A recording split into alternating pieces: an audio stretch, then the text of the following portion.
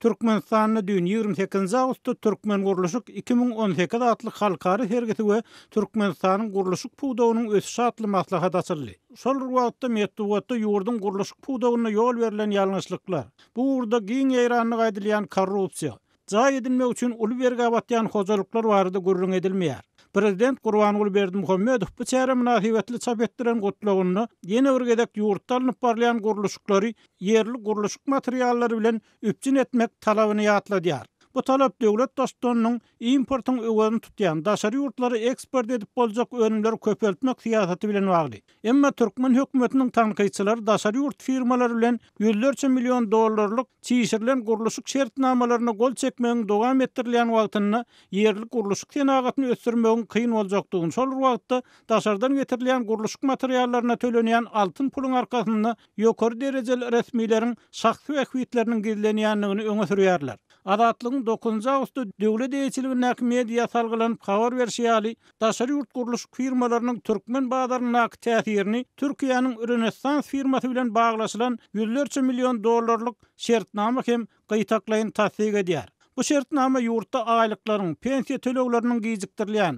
ady gönümleriniň bahalarynyň gymmatlaýan, manadyň dollaryň garşylygynda hökümetiniň barha aşak gaçýan wagtyna prezident Berdimuhammedowyň öz tarapyndan gol çekildi.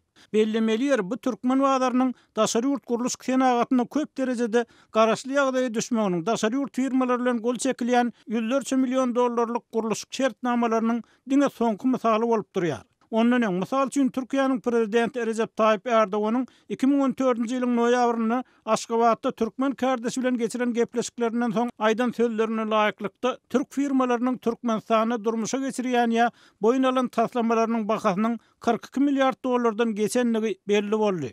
Şol wagt Türkmenistanyň 600 golay Türk kompaniýasy we firmasy işleýärdi we olaryň gurýan binalarynyň gurluşyk materiallarynyň agrymly bölegi mermer daşlardan başlap Türkmenistanyny öňürüp boljak semende senli daşardan altyn pula getirilýär diýip olşy pudagda terjimesi bolup işlän Türkmenistanly Adatlyk radiosyna gurrun berdi. Türkmenistanyň gurluşyk materiallary senagatyny ýykmak 1990-njy ýyllaryň başynda gurluşyk materiallar senagaty ministrligini ýapmakdan başlandy. Bu pudagdaky problemalary belet Aşgabatly finçi adynyň aýdylmanlyk şerti bilen gurrun berdi. Onuň sözlerine görä garaşsyzlygyň başga ýyllaryna mellek ýer berilen we huzurly jaý saljak adamlara gurluşyk senagaty ministrliginiň öňürýän gurluşyk materiallaryndan adyndan 200 sany şifr, 10.000 kerpiç, 15 tonna sement ardan wakadan berilýärdi.